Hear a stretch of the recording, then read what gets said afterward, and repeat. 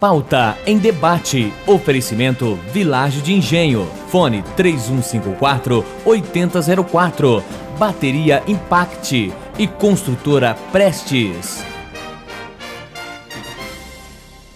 Olá, estamos no ar com o Pauta em Debate. Muito boa noite para você, meu amigo. Muito boa noite para você, minha amiga. Estamos falando aqui de Londrina, do TV Tropical, canal 7 para toda a região de Londrina. Também muito boa noite para você que nos assiste em Maringá e região pelo canal 15. Também boa noite para você que nos assiste em Cianorte e região pelo canal 46 e também em Campo Mourão e região pelo canal 12. Muito boa noite também para você de todo o oeste do estado do Paraná que nos assiste pelo canal 33 de Foz do Iguaçu.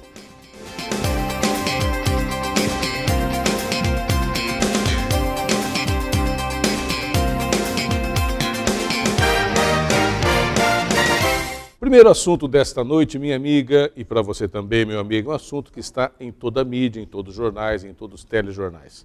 Na verdade, as rebeliões nos presídios, a Folha de Londrina já deu capa aqui, né?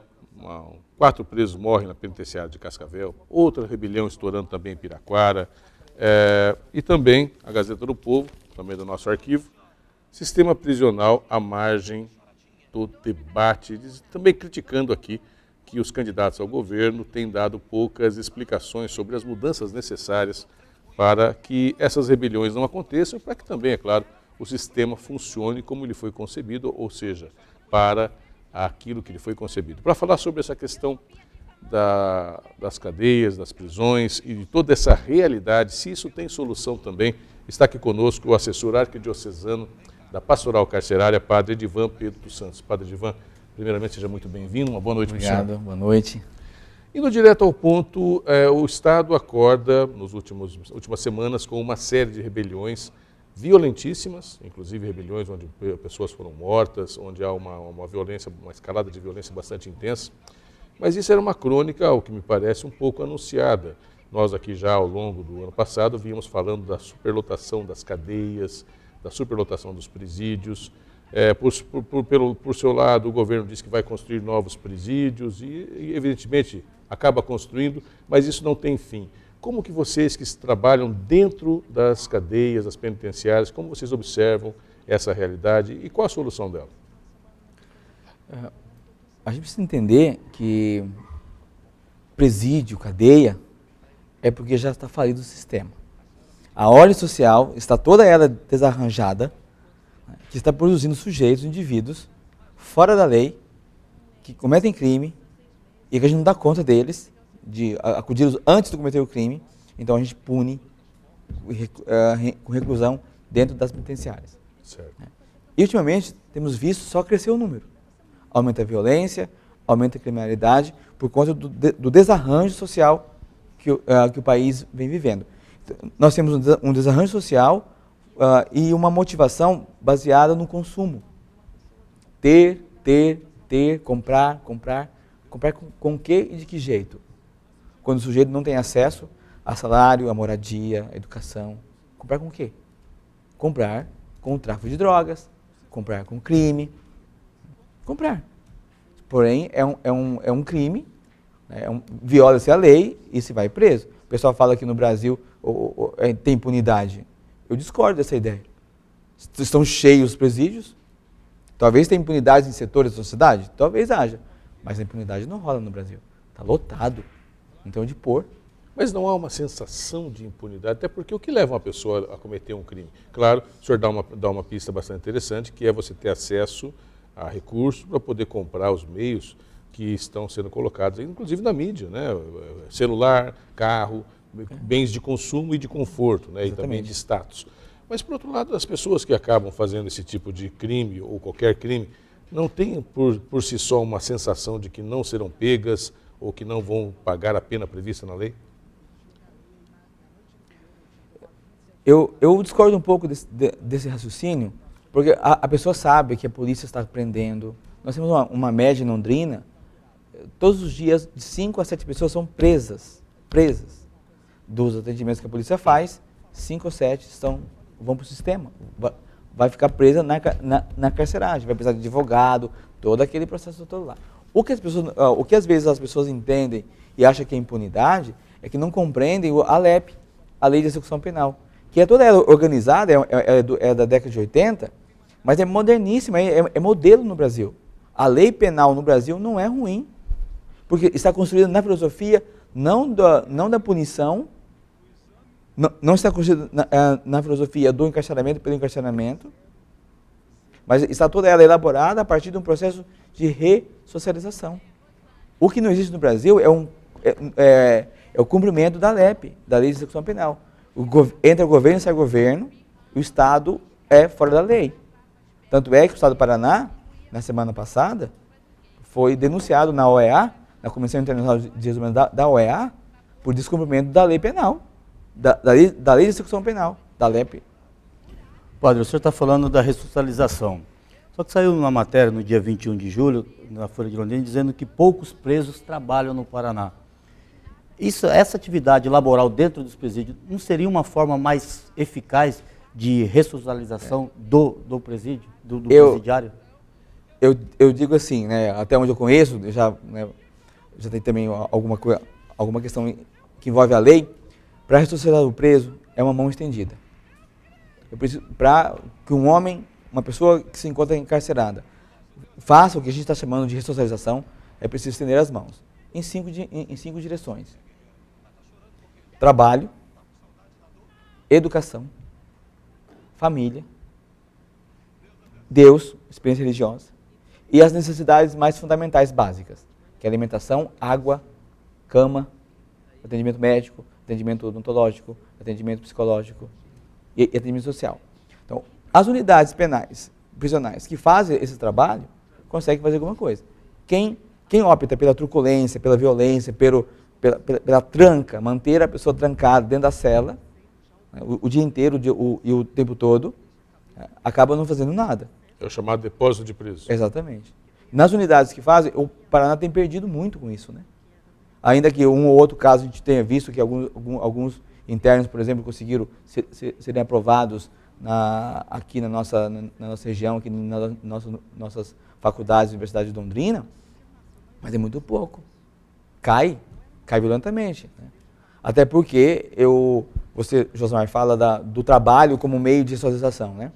Tá certo, o trabalho é uma forma, mas nós temos que tirar da cabeça nossa que tem que ser igual nos Estados Unidos. Bota uma bola de pedra, de aço, né, no pé do caboclo, do preso, põe do lado dele uma pessoa armada com a 12 e fala, trabalha.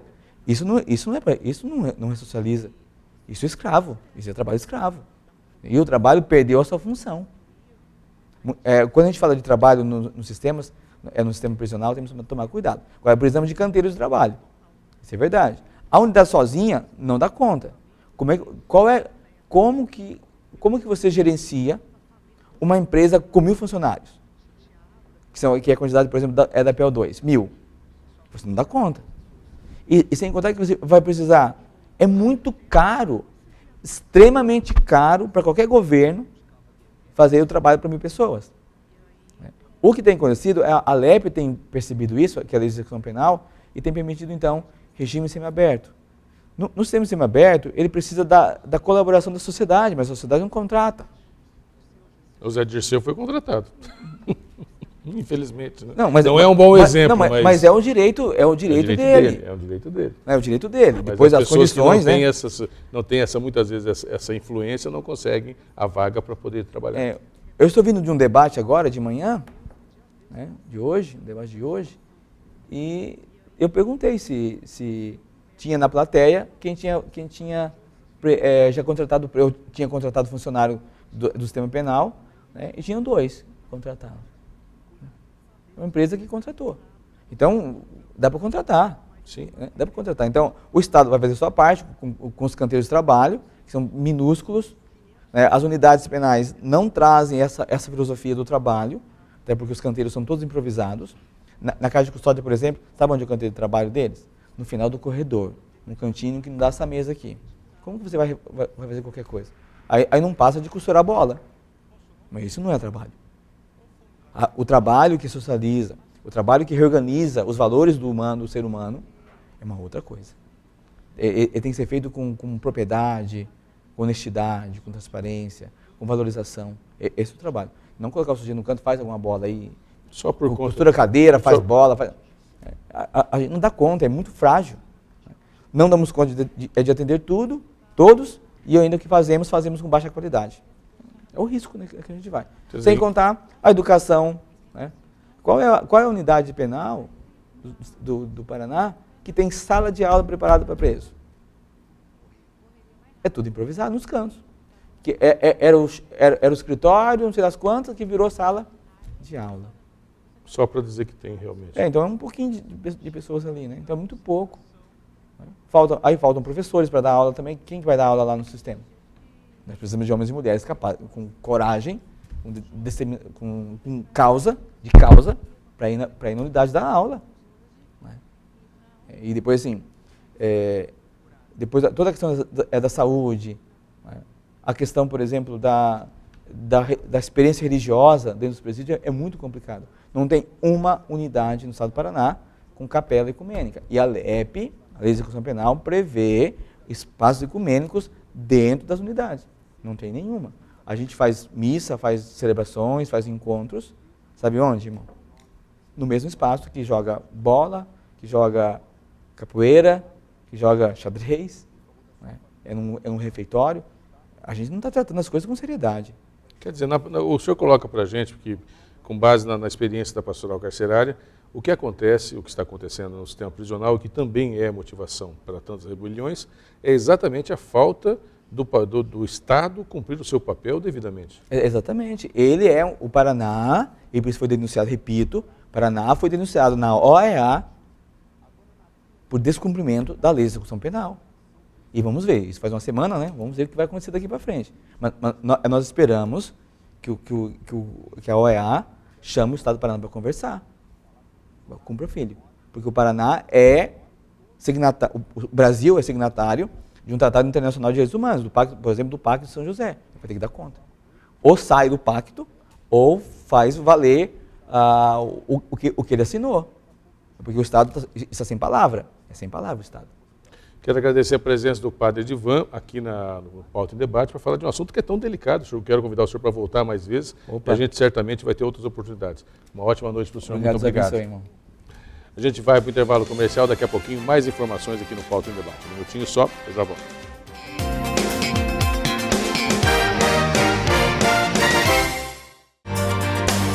Você vai conhecer agora um ótimo lugar para a sua família morar.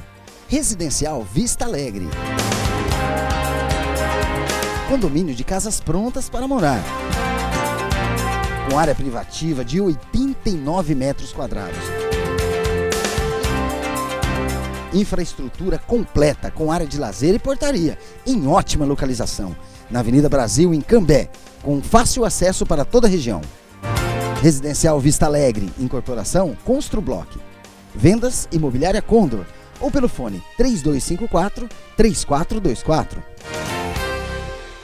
Mizumi Veículos e L200 Triton, o melhor 4x4. Almeida, servindo você todo dia. Almeida, você sabe, é mais barato. Almeida está sempre ao seu lado. Almeida, com preço e qualidade, bom atendimento e variedade. Almeida servindo você todo dia. Almeida Mercados. Almeida Mercados, servindo você. Almeida.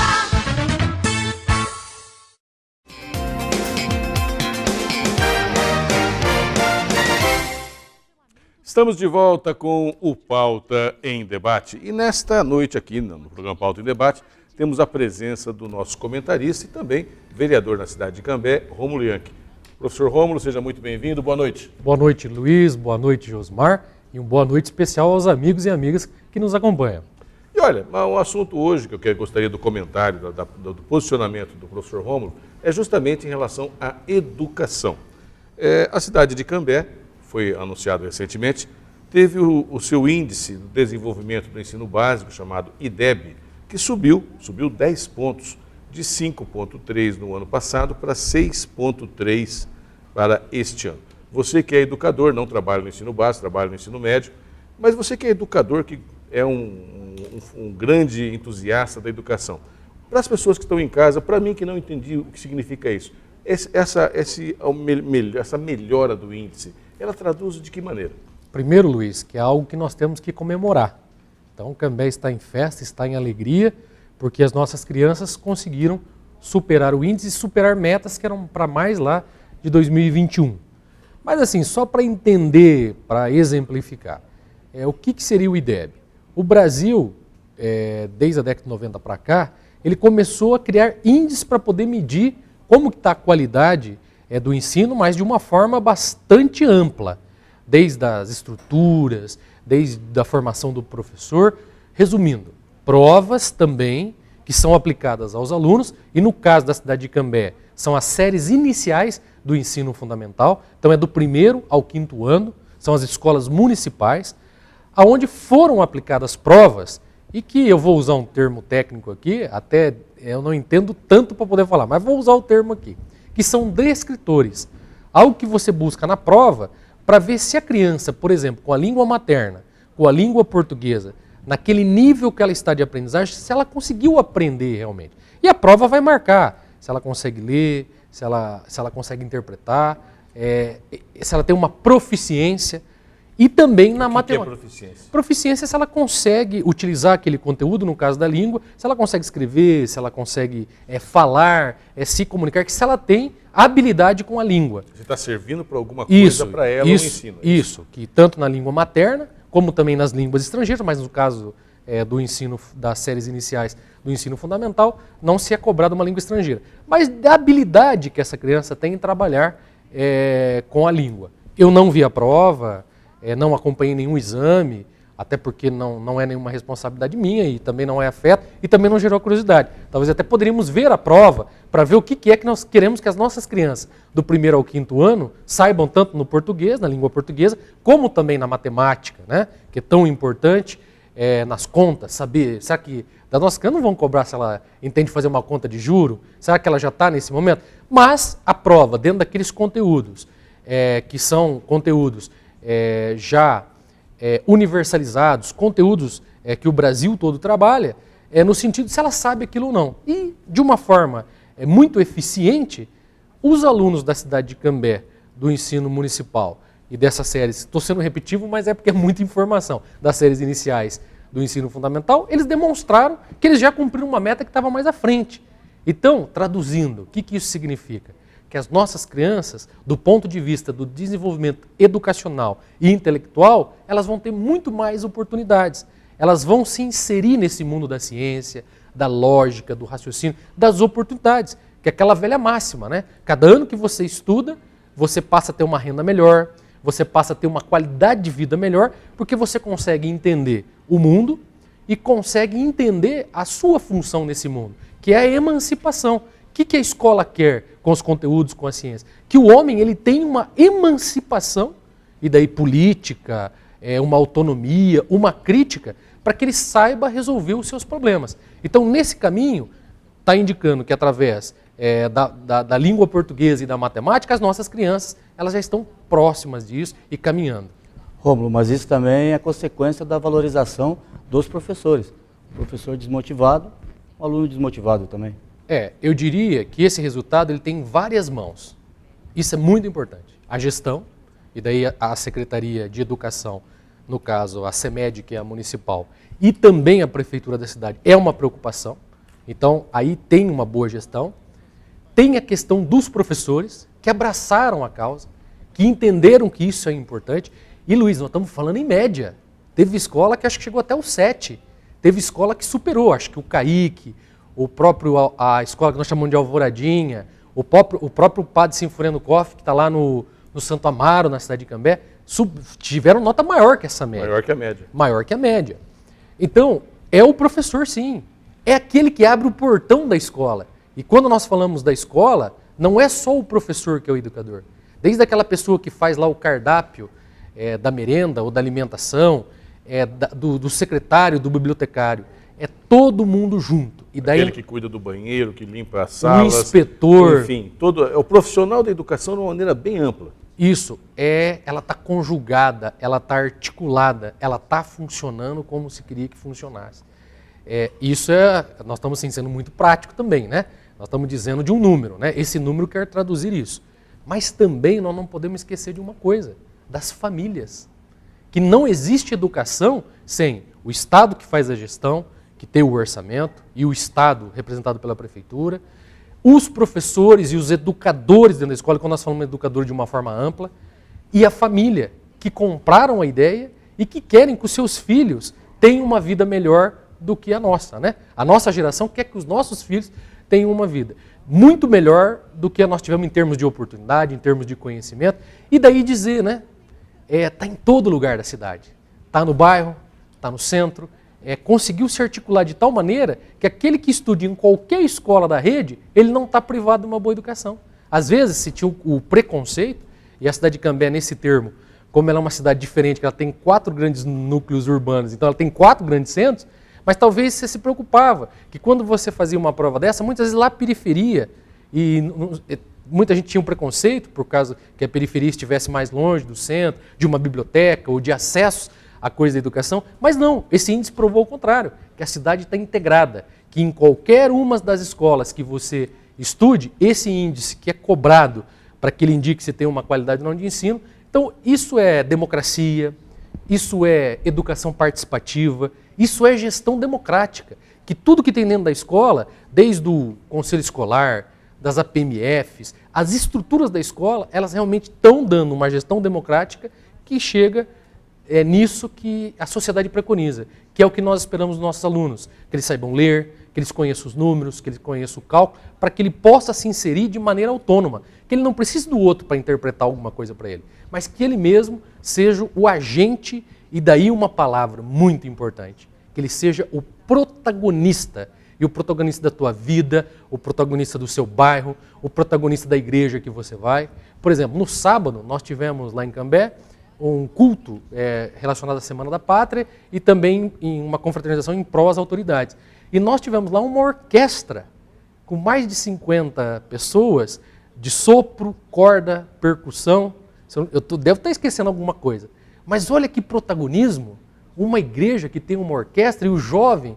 Então é esse o tom que a educação quer caminhar no Brasil, para que as pessoas sejam os protagonistas da sua história e que construam uma sociedade melhor, uma sociedade mais justa e que todos tenham espaço. E olha, ouvindo o Rômulo falar de educação, minha amiga, eu tenho certeza que você se apaixona pelo tema. E eu também, que não sou educador, que não conheço profundamente o tema, a gente fica apaixonado porque, na verdade, é bem isso que o professor Rômulo coloca. Todos os esforços dos pais é para que os filhos tenham mais oportunidades, possam ter as oportunidades, muitas vezes, que você não teve, né? Que a vida ou que a circunstância não te possibilitou, e você deposita essa esperança no seu filho, na sua filha, na nova geração. E isso começa na decisão política de investir na educação, passa, é claro, por toda uma legislação que obriga o município a investir 25% na educação, mas esse investimento também tem que ser muito bem discutido com os profissionais. Eu tenho visto, por exemplo, em Cambé, reformas de escolas, ampliação de escolas, construção de escola. Foi construída uma escola no centro da cidade, que era um problema antigo de não haver uma escola na área central. Foi construída uma escola belíssima, a escola Professor Jacide Correia, né? Uma escola bela, entre outras situações de investimento. Também no pessoal, na formação continuada.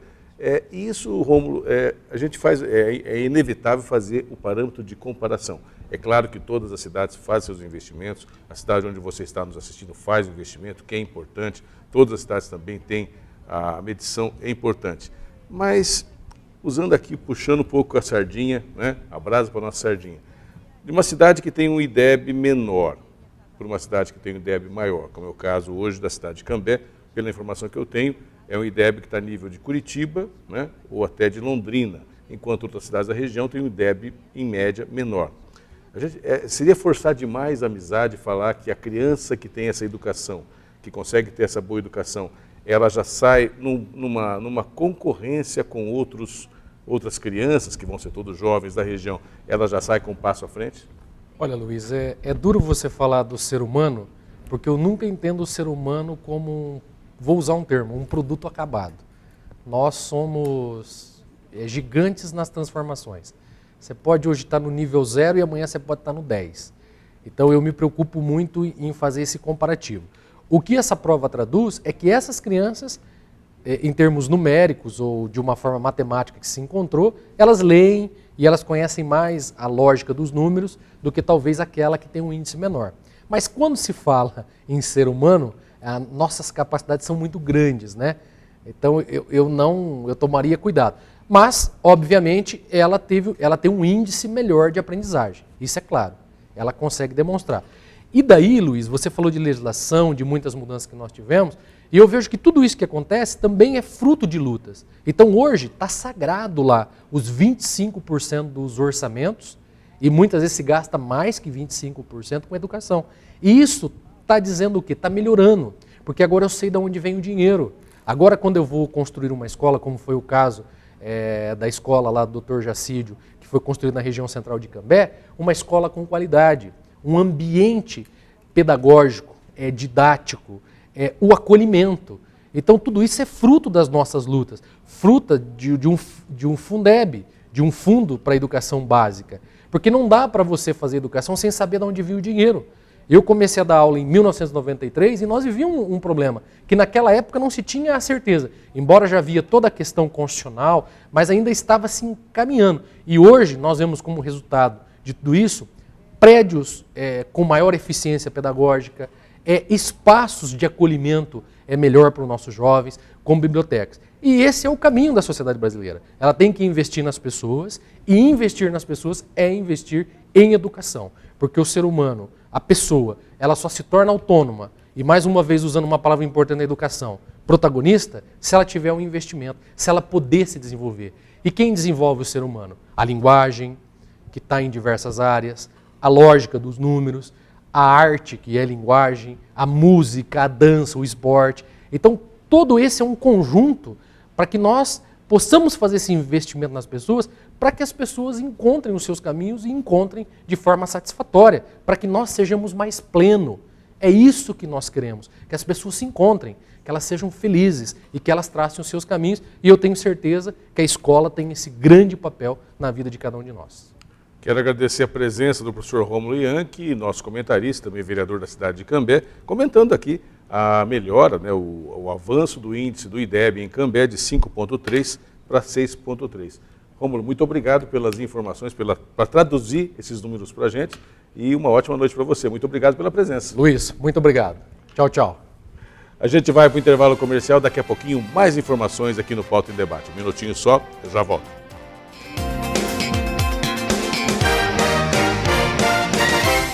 Mizumi Veículos e L200 Triton, o melhor 4x4.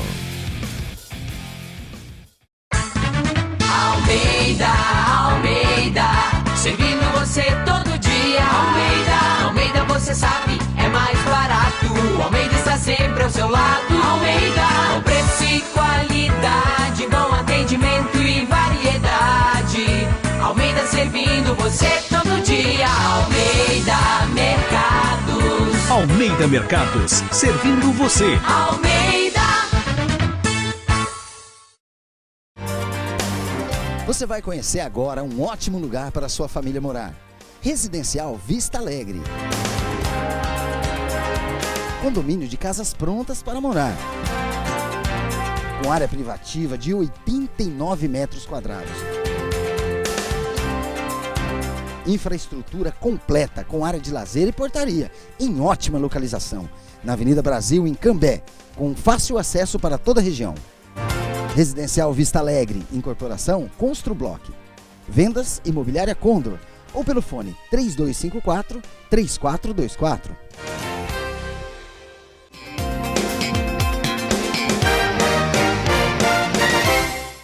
Meu amigo, minha amiga, quero agradecer a sua audiência, o carinho da sintonia, desejar uma ótima noite para você. Josmar Machado, muito obrigado, uma ótima noite. Obrigado, Luciano, uma ótima noite e até amanhã a todos. Tudo de bom na sua vida. Tchau.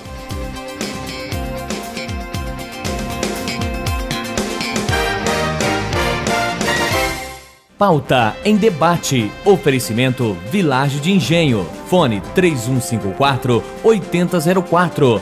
Bateria Impact e Construtora Prestes.